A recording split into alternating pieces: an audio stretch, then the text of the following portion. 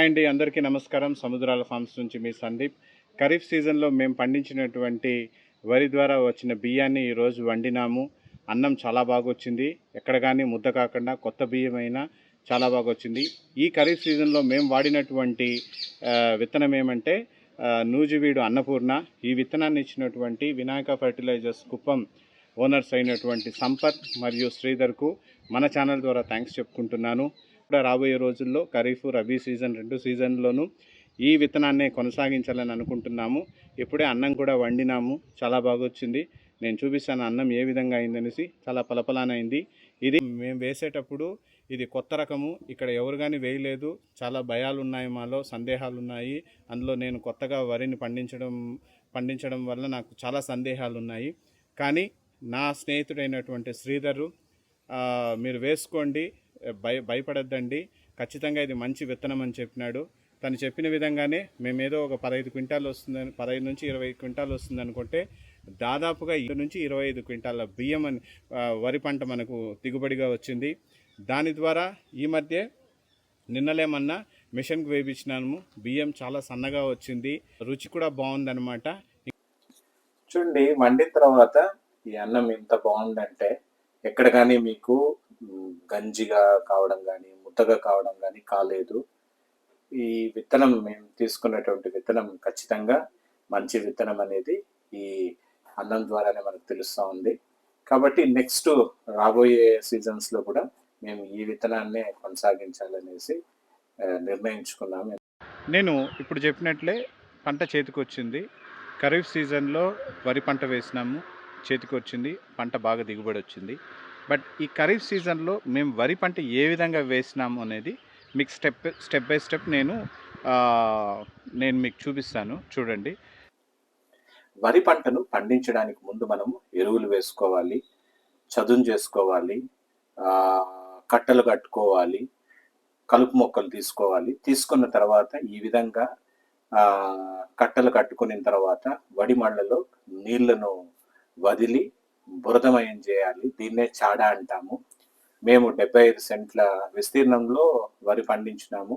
అంటే 6 కట్టలు 6 మడికాయలుగా మేము విభజించుకొని ఈ విధంగా నీళ్లను వదిలి నీళ్లతో ట్రాక్టర్ సహాయంతో రోటర్ సహాయంతో లెవెల్ చేసినాం భూమిని. ఎందుకు అంటే ఈ విధంగా లెవెల్ చేయడం వల్ల ఎత్తు పల్లాలు లేకుండా వరి పైరు నాటిన తర్వాత ప్రతి పైరుకు నీళ్ళు అనేది సక్రమంగా వెళ్తుంది.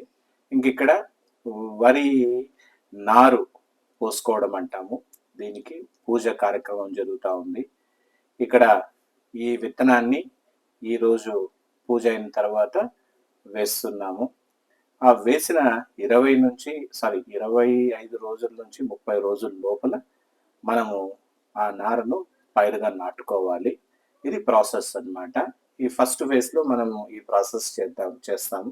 ఇక్కడ చూసినారంటే ఈ వరి నారు వేసుకునే ప్రాసెస్ స్టార్ట్ అయింది. ఇక్కడ చూడొచ్చు, ఇక్కడ వేస్తున్నారు. మళ్ళీ నీళ్లను కూడా వదిలినాము పంపు సెట్ ద్వారా. ఈ విధంగా నీళ్లు కాలువలు చేసి మొత్తం మడికాయలకన్నిటికీ నీళ్ళు అందించిన తర్వాత 25 రోజుల తర్వాత మనకు ఈ విధంగా వరి నార అనేది తయారైంది. ఆ నార తీసుకొని వచ్చి ఇక్కడ మా వర్కర్స్ మహిళా లోకం ఇక్కడ పైరు నాటుతున్నారు. ఈ పైరు నాటే కార్యక్రమం 2 రోజుల వరకు కొనసాగిందనమాట. వీళ్ళకు గుత్తగా మేము రోజు లేబర్ కాకుండా మొత్తం ప్యాకేజ్గా మాట్లాడి ఇంత డబ్బులు అనేసి వాళ్ళతో మాట్లాడి ప్యాకేజ్గా ఇచ్చేస్తాము. సో వాళ్ళు 2 రోజుల్లో కంప్లీట్ చేస్తారు ఈ ప్రోగ్రాము. చూడండి, ఇక్కడ ఆ వరి పైరు నాటిన రోజు భోజనాలు నేను ముందే చెప్పినట్లు నేనే అందరికీ వంట చేస్తాను. మా వర్కర్స్కి అందరికీ చేసి ఇక్కడ ఇస్తే ఇక్కడ వాళ్ళు వడ్డించుకొని తింటున్నారు. ఈ వరి పైరు నాటిన తరువాత మళ్ళీ ఏం జరుగుతుంది అంటే మనము తగిన చర్యలు తీసుకోవాలి. అంటే చెత్త అనేది ఎక్కువ అవుతూ ఉంటుంది, చెత్త లేకుండా చూడాలి. ఇప్పుడు మనము ఈ వరి పంటల్లో వచ్చేటటువంటి తెగుళ్ళ గురించి మాట్లాడదాం. అంటే మామూలుగా అగ్గి తెగులు, కాండం తొలుచు పురుగు, ఇలాంటి తెగుళ్ళు ఎక్కువగా మనము ఈ వరి పంటల్లో చూస్తుంటాము. వీటిని నివారించాలి అంటే మనం ఏం చేయాలంటే అధిక నత్రజనిని మనము నివారించాలి, కలుపు మొక్కలు లేకుండా చూసుకోవాలి, రోగ నిరోధక శక్తి కలిగినటువంటి విత్తనాలను మనము చూస్ చేసుకోవాలి. అంటే రెసిస్టెన్స్ పవర్ బాగుండేటటువంటి విత్తనాన్ని చూస్ చేసుకున్నట్లయితే మనకు దిగుబడి అనేది బాగుంటుంది. దీపావళి అయిన వెంటనే వరి కోత ప్రోగ్రామ్ స్టార్ట్ చేసినాము. మనుషుల ద్వారా కోయిపిస్తున్నాము ఇక్కడ. మళ్ళీ మిషన్ కూడా పిలిపించినాము. ఎందుకంటే లూజ్ సాయిల్ ఉండేటటువంటి ప్లేస్లో మనుషుల ద్వారా కోయిపించినాము. కొద్దిగా గట్టిగా ఉండేటటువంటి మడికాయల్లో ఈ విధంగా ఆటోమేటిక్ మిషన్ ధర్మపురి తమిళనాడు నుంచి వచ్చింది. ఈ మిషన్ ఏం చేస్తుందంటే ఈ విధంగా మొత్తం కోసి కసువును వడ్లను సపరేట్ చేస్తుంది. ఫిల్టర్ చేసి మనకు ఎటువంటి డస్ట్ లేకుండా ప్రాసెస్ను చాలా ఈజీగా చేసేస్తుంది. కానీ ఒకటి ఏమంటే మనకు కసువు వేస్ట్ అవుతుంది. ఇక్కడ చూడండి, ఈ విధంగా ఫిల్టర్ చేసి కసువును అటువైపు వేసి ఫ్రంట్లో మొత్తం మనకు ధాన్యాన్ని ఈ విధంగా సపరేట్ చేసేస్తుంది అనమాట.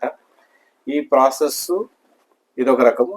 ఇక్కడ చూసారంటే మనుషుల ద్వారా కోయించినటువంటి ఈ వరిని మినీ మిషన్ ద్వారా మనము మళ్ళీ సపరేట్ చేస్తున్నాము ధాన్యాన్ని, కసువును.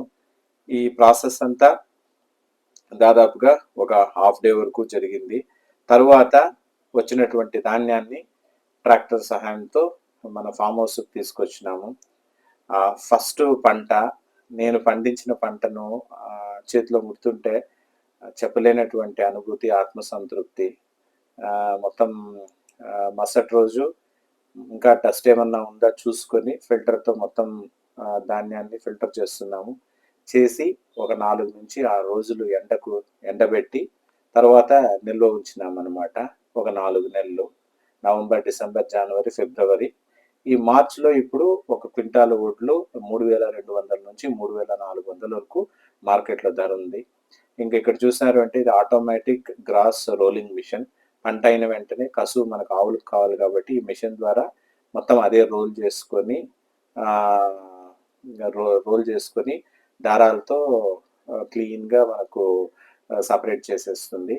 మనుషుల ద్వారా కోయించిన కసువుని ఈ విధంగా మనము కుప్పలుగా మనం వెంటేసుకోవాలి. ఈ విధంగా 2 రకాలుగా ఈ ప్రాసెస్ అనేది కంప్లీట్ చేసినాము.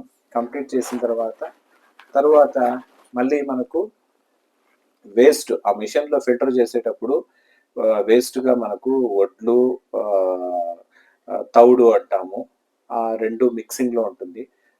దాన్ని మళ్ళీ ఈ విధంగా తూర్పు పెట్టి దాదాపుగా ఇంకో క్వింటాల్ వడ్లను మనకు సపరేట్గా మనకు సపరేట్గా వచ్చిందనమాట.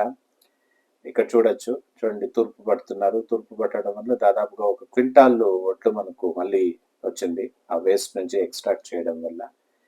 సో ఈ విధంగా మేము మా పొలంలో ఖరీఫ్ సీజన్లో వరి పంటను పండించినాము. నేను ప్రయత్నించినటువంటి ఫస్ట్ పంట. భగవంతుని ఆశీస్సులతో, మా అమ్మ నాన్న వాళ్ళిద్దరి ఆశీస్సులతో, నాన్న స్టార్టింగ్ నుంచి ఎండింగ్ వరకు ప్రతి ఫేజ్లోనూ నా వెంటే ఉండి నన్ను నడిపించాడు. ఇప్పుడు మనము లెక్కలు చూద్దాం. ఎంత ఖర్చు అయింది ఈ వరి పంట మనకు చేతికి రావడానికి, మనకు ఎంత పెట్టుబడి పెట్టినాము, దిగుబడి ఎంత వచ్చింది, దీని ద్వారా రాబోయే లాభం ఎంత, మార్కెట్లో ఈరోజు ఎంత రేటు ఉందనేది ఇప్పుడు చూద్దాం మనం. ఇప్పుడు ఫస్ట్ ఫేజ్లో ల్యాండ్ లెవెల్ చేయడానికి, ట్రాక్టర్తో దున్నించడానికి, తర్వాత విత్తనాలు, ఇవన్నీ కూడా మనకి ఎంత ఖర్చు అయిందంటే దాదాపుగా 3500 నుంచి 4000 రూపాయలు ఖర్చు అయిందనమాట.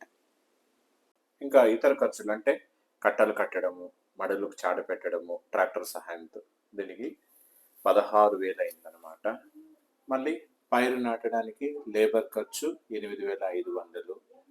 మందులు, కొన్ని మైక్రోన్యూట్రియంట్స్, మెడిసిన్స్, ఈ స్ప్రేలు, డిఏపి ఇలాంటివన్నీ ఒక 3,500 నుంచి 4,000 అయింది. కలుపు నివారణకు ఒక 2,000 ఖర్చు అయింది. వరి కోత రోజు 10,000 ఖర్చు అయింది. అంటే మిషన్లు తెప్పించడము, మనుషులతో కోయించడము 10,000 ఖర్చు అయింది. ధాన్యాన్ని ఒక 5 రోజులు ఎండబెట్టడానికి, దాదాపుగా ఒక 5,000 రూపాయలు ఖర్చు అయింది. అంటే 5 రోజులు, రోజుకు 2 పూటల మనుషులు వచ్చి చేసినారు. ఇతర ఖర్చులు 5,000. మొత్తం పెట్టుబడి 50 నుంచి 55,000 వరకు పెట్టుబడి పెట్టాము. ఈరోజు ప్రజెంట్ మార్కెట్లో రేట్ ఎంత ఉందంటే క్వింటాలు 3,200 నుంచి 3,400 వరకు వెళ్తున్నది వడ్లు. మాకు వచ్చిన దిగుబడి నిన్నే నేను వెయిట్ అంతా వేయించినాను. 25 క్వింటాలు ఒక అప్రాక్సిమేట్ అనుకున్నాను, కానీ ఎగ్జాక్ట్గా 30 క్వింటాలు వచ్చింది. 30 క్వింటాలు ఇంటూ 3,200 అంటే కూడా దాదాపుగా 96,000 అన్నమాట. ప్రాఫిట్ అయితే ఒక 25,000 వరకు ప్రాఫిట్ ఉంటుందనేది ఒక అంచనా. ఎంత తీసేసుకున్నా 25,000 పక్కాగా మనకు ఈ పంట ద్వారా రాబోతా ఉంది. అంటే నేను ఫస్ట్ టైం పండించినటువంటి పంట ద్వారా నాకు 25,000 రూపాయలు లాభం అనేది నేను చూడబోతున్నాను. కాబట్టి ఈ వరి పంటలో నష్టం అనేది ఎటువంటి పరిస్థితుల్లోనూ ఉండదు. కానీ మనం తగిన సమయంలో తగిన జాగ్రత్తలు తీసుకొని మనం కానీ పంటను పండించినామంటే ఖచ్చితంగా మనకు ఒక మంచి లాభమే వస్తుంది. అంటే 20,000 పెద్ద లాభం కాకపోవచ్చు అందరికీ, కానీ రైతుకు 10 రూపాయలు కూడా లాభం 10 కోట్లతో సమానంగా ఉంటుంది. ఎందుకంటే అదొక ఆత్మసంతృప్తి. ఇంతే అండి, ఈ వ్లాగ్ ఇక్కడితో నేను కంప్లీట్ చేస్తున్నాను. ఇంకొక కొత్త వ్లాగ్తో మనము త్వరలో కలుసుకుంటాము. అంతవరకు బాయ్.